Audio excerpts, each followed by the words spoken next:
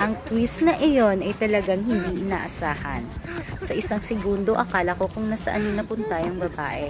Pero pagkatapos, oh shit, unexpected talaga ang twist na iyon. Ang lalaki tumutugtog ng gitara at yung babae naman ay kumakanta gamit ang microphone. Nung tinanggal niya yung box, akala ko magic tricks yun. Hanggang sa na-realize ko, nakakatawa ang ending, guys.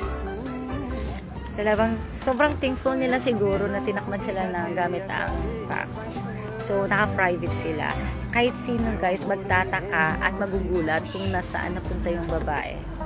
Kaya ito, yung binuksan niya yung box, oh nako.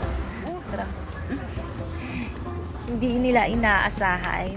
Hindi ko rin inaasahan na mangyari ito. Kaya nagulat ako. Sobrang the best prank talaga to.